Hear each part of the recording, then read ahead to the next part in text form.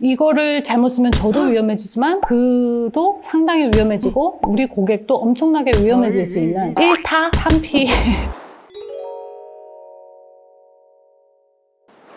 안녕하세요. 성명 컨설팅 이 대표 인사드립니다. 오늘도 제가 특약이라는 거에 대해서 한번 이야기를 해보려고 영상을 켰어요. 영상 같은 경우는 결국은 또 성명 컨설팅 홍보일 수 있어요. 근데 듣다 보면 항상 도움이 되실 거예요. 당장은 쟤는 왜 A는 B고 B는 C야? 라고 안 알려주는 게 답답하실 수는 있지만 초보이실 때는 제 영상이 보기 상당히 어렵다고 하시더라고요. 근데 이제 현장에서 1년, 2년, 3년, 4년 그리고 또 힘든 상황을 겪으면 겪을수록 제 영상이 상당히 많이 도움이 되신다고들 합니다. 그래서 오늘 영상도 한번 그냥 지나치듯이 한번 들어주시고 나중에 혹시 사건, 사고가 일어나거나 문제가 되는 상황과 비슷하다라고 하시면 그때 한 번 더 들어보시는 그런 영상으로 봐주셨으면 좋겠습니다. 공동중개할 때 조건문자를 쓰거나 특약을 쓰는데 이게 본인 혼자 하는 양타 계약이다라면 전혀 문제될 게 없어요. 하지만 공동중개를 할 때 제가 겪었던 다양한 경험에 대해서 이야기를 해드리려고 합니다. 하루는 제가 이제 수원을 와서 공동중개를 하는 사건이 있었습니다. 저 같은 경우도 이제 양타를 좋아하는 스타일인데 뭐 돈도 되지만 다른 부동산에 그들의 방식을 위험한 거를 너무 자주 보게 되니까 공동중개를 상당히 선호하는 스타일이에요. 그런데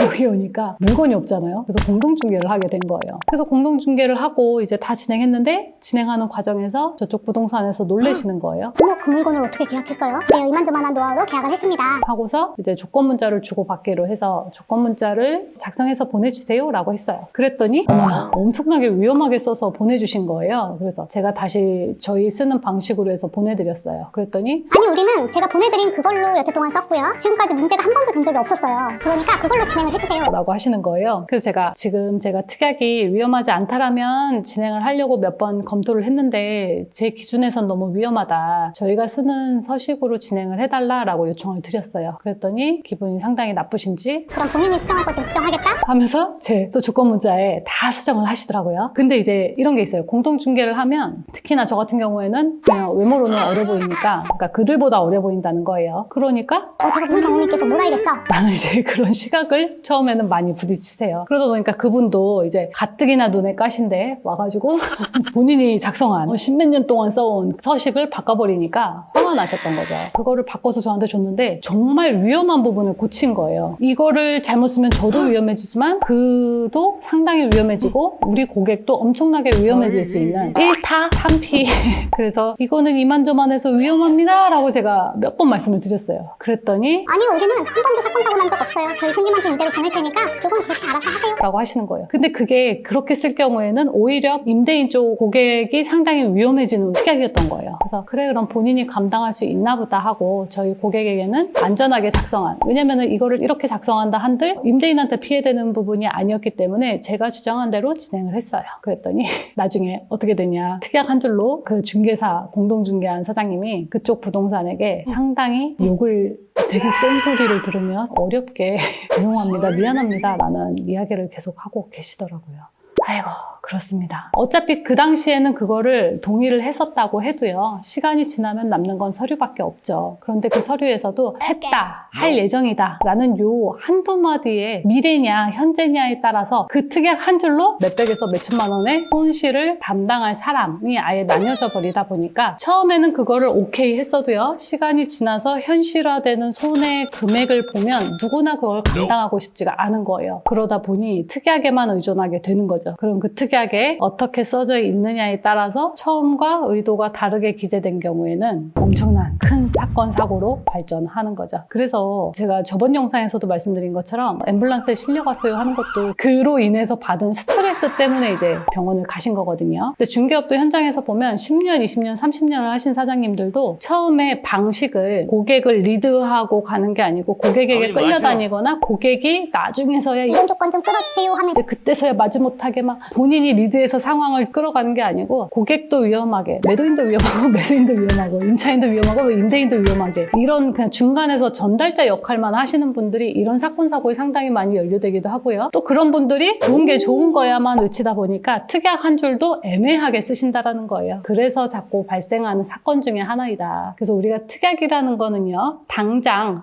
오늘은 옳아요. 하지만 내일이 되면 달라질 수도 있는 거고, 중개사 같은 경우는 무조건 본인이 본인 본인을 항변하고 본인이 본인을 지킬 수 있는 능력을 가지고 있어야 된다라고 외치는 이유가 손해배상 판례를 보면 상당히 중개사님들이 억울한 상황에 많이 연루된다고 했죠. 그 중에 하나의 사례가 그 전세 사기 사건. 그것도 진짜 직접 가담한 중개사님들도 계시지만요. 예전에 저에게 SOS를 요청했던 그 중개사님도 악의가 전혀 없었어요. 그럼에도 불구하고 연루가 됐었죠. 근데 이분은 국토교통부나 공인중개사협회에서 이런 경우에 사건 사고로 연루될 수 있으니까 이렇게 조심하세요. 라고 권고가 나오기 전이었지만 전체적인 흐름으로 봤을 때 그리고 판례하고 전반적인 상황을 제가 봤을 때는 그런 걸 하려면 이런 사건이 발생할 거야. 그러니까 너 이런 거 주의하고 해 라고 했고 그 친구가 그걸 정말 철두철미하게 지켰고 그래서 본인이 안전할 수 있는 모든 걸 다 잡아놓은 상태였기 때문에 제가 도와줘도 사건으로 연루되지 않고 해결이 됐죠. 근데 만약에 누군가가 협회에서나 국토교통부에서 이렇게 안 하면 너는 범법자입니다. 아니면 너는 고객에게 손해를 끼친 겁니다. 손해배상 대상이 됩니다라고 하나하나 다 알려줄 수가 없는 거예요. 그래서 전체적인 흐름을 중개사가 읽을 줄 알아야 되고 그걸 판단하고 특약으로 만들어내는 그 실력이 갖춰져야 되는 거죠. 나중에 두수, 세수 내다보는 이런 부분에 대한 이해가 없기 때문에 현장에서 너무 많은 사건, 사고가 일어나는 거고 당장은 문제가 안 돼도 시대가 바뀌고 뭔가의 사건이 하나 터지잖아요. 전세 사기도 솔직히 제도에 미비해서 발생한 부분이 상당히 컸어요. 하지만 제도를 누가 만들어요? 힘 있는 사람들이 만든다는 거죠. 법률도 힘 있는 사람들이 만들죠. 그런데 그런 사건, 사고가 나오면 누군가 제가 사기를 친 거야 라고 죄를 덮어 씌워야 돼요. 왜냐면 그 당시에 그 행동을 했던 고의를 가지고 전세 사기로 매매가가 높지 않은데 거기에 전세를 높게 맞춰가지고 그 차익이 떨어지는 바람에 이게 사기로 전환이 된 거잖아요. 근데 그 전세 사기 같은 경우도 처음에 계약을 할 당시에는 시세가 만약에 5억이다라고 했다라면 그 당시 시세는 그게 맞았을 거예요. 근데 또 신축이기도 하고 신축과 전세보증금과의 그 차이가 많지가 않은 경우들이 많잖아요. 내가 이걸 사는 것보다 샀을 때 취득세나 이런 걸 감안하면 그냥 조금 높아도 전세로 들어가는 게 나아라고 판단하에 전세로만 들어가시는 분들이 있어요. 그럴 경우에는 그래 그럼 시세가 지금 한 5억 돈 되고 내가 4억에 들어간다라면 뭐 문제 없겠지 이렇게 고객 입장에서는 판단을 하고 들어간 거예요. 그런데 그 전세 사기라는 것도 크게 이슈가 됐던 것이 전국에 너무 많은 사람들이 전세 보증금이 날아갈 상황에 처했고 그러면 이런 상황으로 되게끔 만든 게 누구냐라고 이제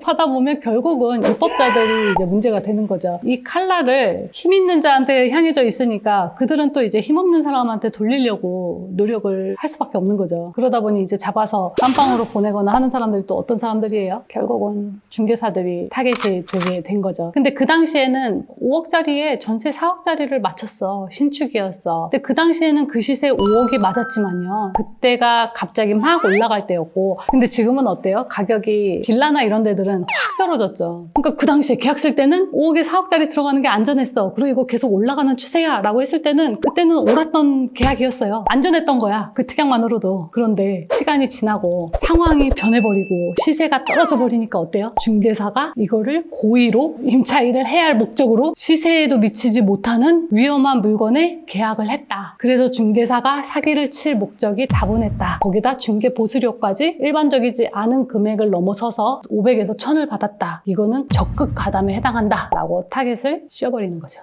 그래서 모든 특약은요. 오늘은 맞지만 내일이 틀릴 수도 있다. 그래서 내일이 틀릴 수 있는지 맞을 수 있는지를 판단하는 눈이 필요하다. 그래서 제가 저번 영상에서도 그렇게 말씀을 드렸지만 정말 특약은요. 공부를 많이 해야 되는데 이거를 공부를 한다라고 될 게 아니고 전체적인 시장 원리를 적용한 중개 원리가 뒷받침되고 이해가 돼야 이게 제대로 나올 수 있겠죠. 그래서 뭐 오늘도 저희 소명 컨설팅을 광고하는 영상이기도 하고 제가 앞에서 남 얘기하듯이 얘기했지만 또 노하우를 제 입장에서는 엄청나게 풀었습니다.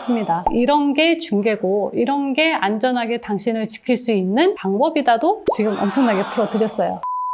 수준이 높거나 NSR을 들으신 사장님들 이거를 캐치해서 노하우로 현장에서 쓰실 수 있는 사장님들께 도움이 되셨으면 좋겠습니다. 오늘도 긴 영상 봐주셔서 감사하고 또 찾아뵙도록 하겠습니다.